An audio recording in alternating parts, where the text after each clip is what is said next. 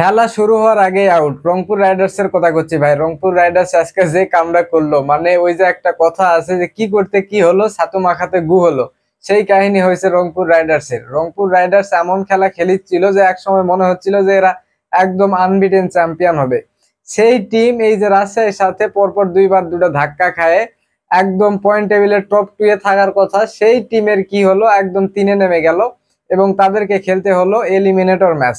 সেই এলিমিনেটর ম্যাচে তারা আসলে বড় বড় ক্রিকেটার আনছে, জেমস ভিন্সকে আনছে, তারপরে আন্দ্রে রাসেলকে ঢুকাইছে, তারপরে আপনার হচ্ছে আর একজন টিম ডেভিডকে ঢুকাইছে। এই তিনজন মানে বিশ্বমানের ক্রিকেটার ঢুকাইছে, তারপরও কোনো লাভ হলো না এবং হওয়ার কথাও না আসলে। মানে মানে হুট করে একটা প্লেয়ারকে আপনি দলের মধ্যে ঢুকাবেন, ঢুকায় খেলায় দিবেন, আসলে সে ভালো করবে না। এই যে এই টিমটাতে মানে রংপুর রাইডার্স এর ম্যানেজমেন্টে এত বড় বড় মাথা আছে ক্রিকেটীয় দিক থেকে, তারা আসলে এরকম সিদ্ধান্ত কেন নিল সেটা আল্লাহ ভালো জানে আর তারা ভালো জানে। মানে এই রংপুর রাইডার্স এর যেই প্লেয়ার গুলা খেলতেছিল এতদিন, তারাই কিন্তু খুব সুন্দর খেলতেছিল, কোনো বাড়তি প্লেয়ারের দরকারই ছিল না ভাই। তারা এই যে ইফতেখার আহমেদের আসলে মানে বরদোয়া লাগছে এদের। মানে ইফতেখার আহমেদ পুরা টুর্নামেন্টটা খেললো এই যে রংপুরের হয়ে এবং সেখানে ভালো পারফরমেন্সও করলো। সেই ইফতেখার আহমেদকে এলিমিনেটর ম্যাচে বাদ দেওয়া হলো কিসের জন্য? নতুন ক্রিকেটার আসছে জেমস ভিন্স, তারপরে আপনার আন্দ্রে রাসেল, টিম ডেভিড, এদেরকে সুযোগ করে দেওয়ার জন্য। এই টিমে কিন্তু আরো ক্রিকেটার আসার কথা, এই যে ডেভিড ওয়ার্নার, তারপরে আপনার হচ্ছে আসিফ আলী, এইসব ক্রিকেটারও আসার কথা এই টিমে। এই জন্যই আসলে বললাম খেলা শুরুর আগেই আউট, মানে তারা আসার আগেই এই এলিমিনেটর ম্যাচ দিয়েই আসলে টুর্নামেন্ট শেষ হলো রংপুর রাইডার্স এর।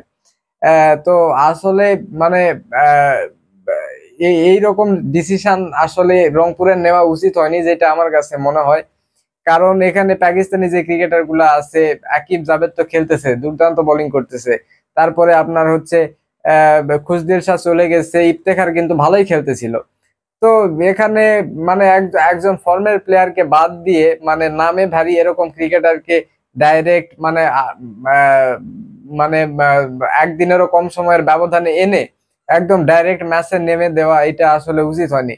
মানে এইটা হচ্ছে একদম ব্যাটিং স্বর্গ না, মিরপুর স্টেডিয়ামের কথা বলতেছি, এটা একদমই ব্যাটিং স্বর্গ না যে এখানে যে যাকেই আপনি আনবেন এসেই আপনাকে পারফর্ম করে দিবে, আর এরকম কিন্তু মাঠ এটা না।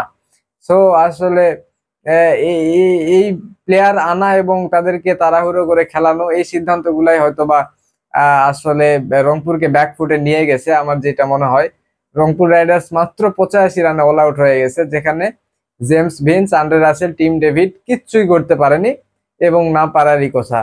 তো আহ, আসলে আমরা একটা বাস্তব জীবনের অভিজ্ঞতা এখান থেকে পাইলাম যে আমরা যাকে নিয়ে বা যাদেরকে নিয়ে সবসময় চলি তাদেরকে মনে রাখা উচিত, নতুন কাউকে পেয়ে তাদেরকে আসলে ভুলে যাওয়া উচিত না, যেটা রংপুর রাইডার্স করছে।